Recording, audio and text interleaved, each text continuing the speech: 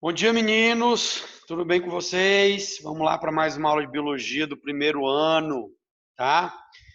Nosso conteúdo de hoje é fluxo de matéria e energia. Você já tem bem uma ciência do que é isso? Nada mais é do que as cadeias, teias alimentares e as pirâmides. Então vamos lá para o nosso material e falar um pouquinho sobre isso. Ok. Então quando a gente fala de fluxo de matéria e energia, a gente tem que entender que na natureza existe uma relação, né, principalmente de alimentação, para fazer a energia do ecossistema girar, né? E esse processo que ocorre, ele obedece, né, o que a gente chama de nível trófico. O que são níveis tróficos?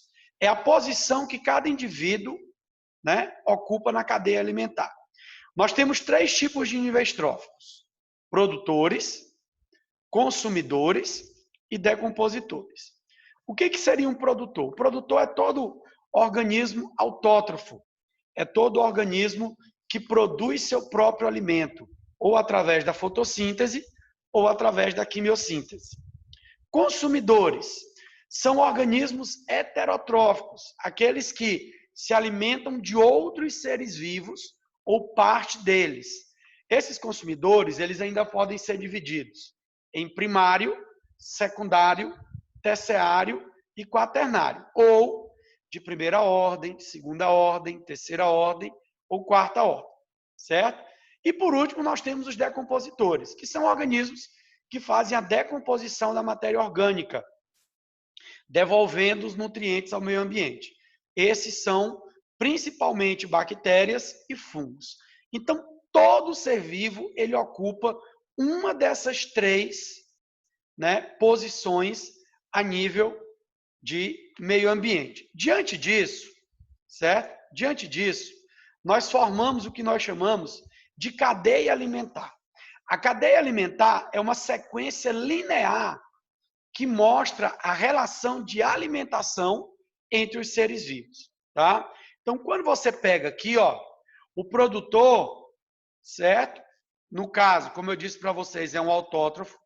Quem se alimenta do produtor é um consumidor primário. Quem se alimenta de um consumidor primário é um consumidor secundário. Quem se alimenta do consumidor secundário é um consumidor terciário. E assim por diante. Se tivesse alguém se alimentando da cobra, seria um consumidor quaternário.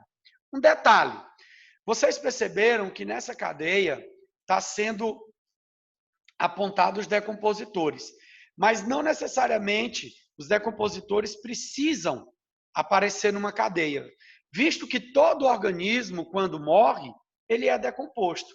Então, teoricamente, não precisaria estar o decompositor aqui, ó, tá? Por quê? Porque todo organismo, quando morre, ele é decomposto, certo? Todo organismo, quando morre, ele é decomposto. Então, isso aqui é o que nós chamamos de cadeia alimentar. É uma relação existente, né, de alimentação linear, né, uma linha, onde a setinha, a cabeça da setinha, a ponta da setinha, sempre indica que esse indivíduo se alimenta desse, tá? Então, olha aqui, ó, o pássaro se alimenta do gafanhoto e assim por diante, tá bom? No caso da cadeia alimentar, a gente tem que destacar não só a relação de alimentação. Isso aqui ele vem para mostrar principalmente o que a gente chama de fluxo de energia. Todas as vezes que os organismos se alimentam, eles se alimentam buscando um fluxo de energia. Esse fluxo de energia, ele é unidirecional. O que significa dizer isso? Sempre quem vai ter maior energia são os produtores. A partir do momento que nós aumentamos a cadeia, a energia vai diminuindo. É por isso que nós dizemos que o fluxo de energia, ele é sempre unidirecional. Ele é maior nos produtores e quanto maior a cadeia, menor é o fluxo energético. Deixa eu explicar para vocês um pouco por números. Digamos que essa grama aqui, ela produza 100 calorias através da fotossíntese.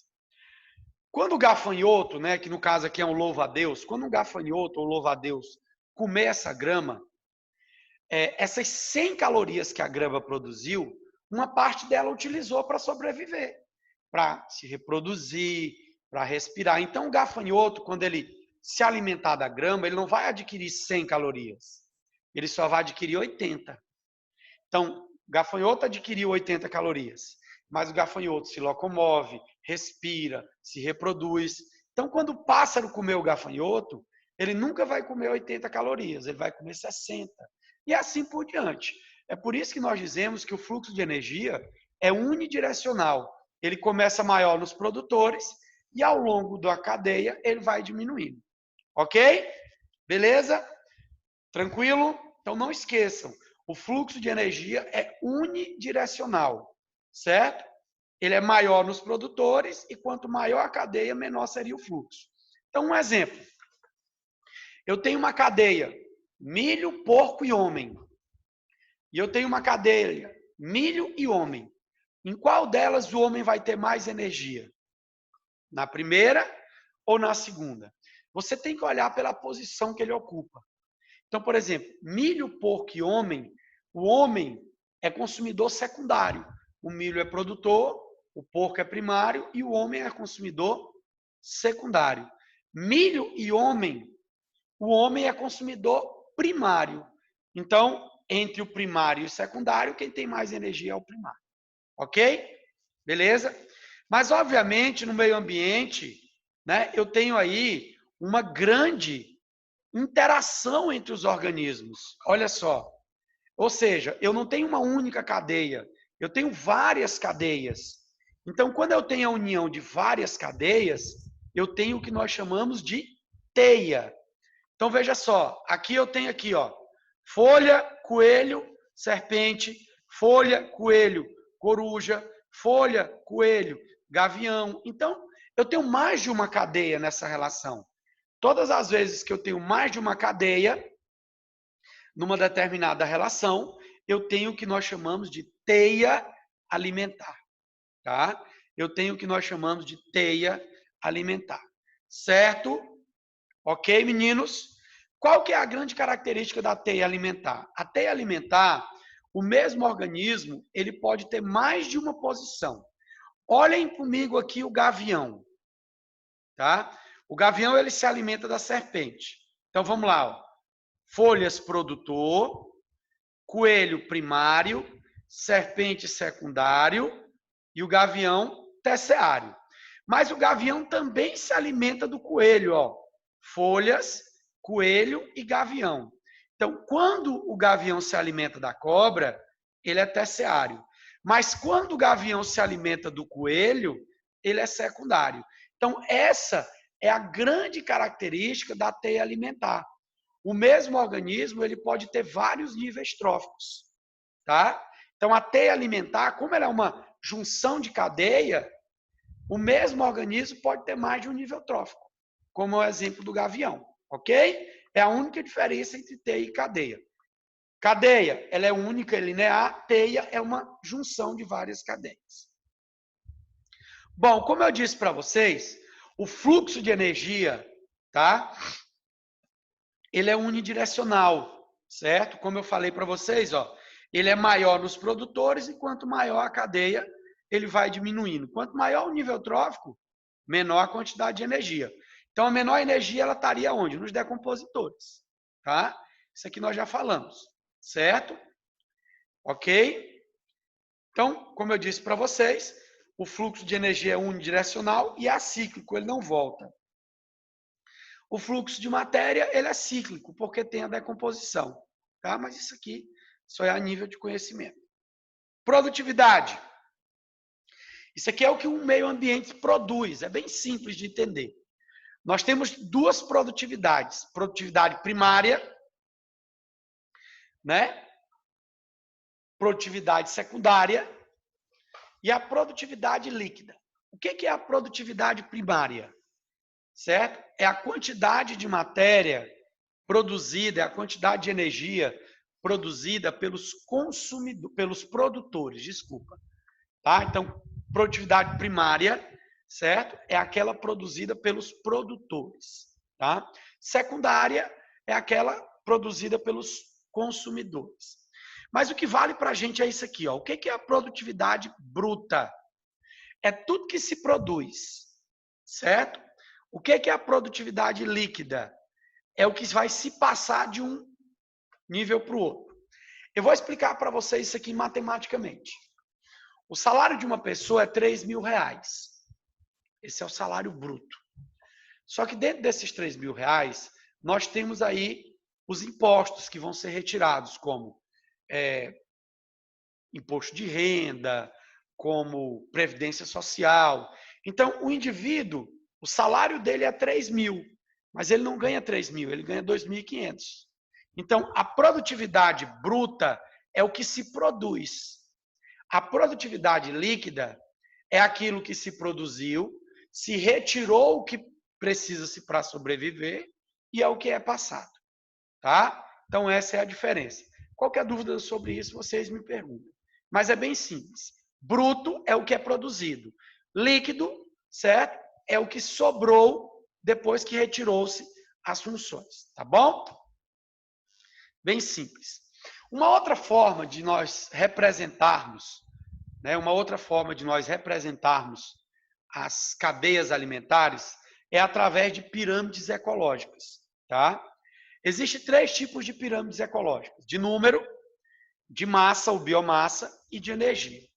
A pirâmide de número, ela representa uma cadeia pelo número de indivíduos. Por exemplo, 4.000 gramíneas, 40 roedores, 3 corujas. A base da pirâmide sempre é produtor. Então, roedor, quem se alimenta do produtor? Consumidor primário. Coruja, quem se alimenta do primário? Consumidor secundário. O fato das pirâmides é o tamanho dos blocos, tá? Obviamente, você não precisa fazer um bloco extenso. Você só tem que fazer blocos onde 4.000 é maior do que 40 e 40 é maior do que 3, tá? Então, a pirâmide de número é a representação de número de uma cadeia, do número de indivíduos de uma cadeia, tá? Isso é o que nós chamamos de pirâmide de número. Aí nós temos, por exemplo, uma árvore, 1.000 formigas, 2 tamanduás. Então, o menor bloco é da árvore, o maior bloco é das formigas e o bloco intermediário é do tamanduá. Certo? Olha aqui, ó. 2 árvores, 40 preguiças, 300 pulgas. Isso aqui nós dizemos que é uma pirâmide invertida. Por que ela é uma pirâmide invertida? Porque o bloco dos produtores aqui, ó, que são as árvores, não é o maior bloco. Tá? Então, a pirâmide de número, ela pode apresentar-se invertida. Ou seja, diferente dessa forma aqui, ó. Isso aqui é uma forma normal, né? Essa aqui seria uma forma invertida, tá bom? A biomassa é a mesma coisa de números, só que na biomassa você representa peso. Então, ó, 8 toneladas de alfafa alimenta 1 tonelada de bezerro, que alimenta 47 adolescentes. Alfafa é o produtor, bezerro consumidor primário, adolescente consumidor secundário. É o mesmo raciocínio, tá? Fitoplâncton e zooplâncton. Olha aqui, ó. O fitoplâncton é o produtor e o zooplâncton é o consumidor primário. Essa pirâmide também pode ser invertida, ó. Por quê? Porque não obedece à forma normal, tá bom? E a última pirâmide é a pirâmide de energia. Qual que é a grande característica dessa pirâmide? Ela não pode ser invertida, tá? Como nós vimos, a energia ela é sempre maior nos produtores, depois no consumidor primário, depois no secundário, depois no terciário, depois no quaternário. Então, a pirâmide de energia, ela sempre vai ter a posição natural. Ela nunca vai poder ser invertida. Então, isso é questão de vestibular. Por que a pirâmide de energia... Por que a pirâmide de energia não pode ser invertida? Porque o fluxo da energia é unidirecional. Só tem uma direção. Ele é maior nos produtores e quanto maior a cadeia, ela é menor. Então, as pirâmides de energia nunca vão ser de outra forma, senão bloco maior, bloco menor, bloco menor, bloco menor, bloco menor. Ok? Então, a grande característica dessa pirâmide é que ela não pode ser invertida. Tudo bem? Beleza? Olha aqui o que eu falei sobre a produtividade primária líquida, ó. É o que produziu-se menos o que se consumiu, tá bom? Já falamos mais ali em cima. Ok, meninos? Tudo bem? Espero que vocês tenham entendido. Se vocês não entenderam, vocês podem me procurar para a gente tirar essa dúvida. Beijão, fiquem com Deus e até a próxima.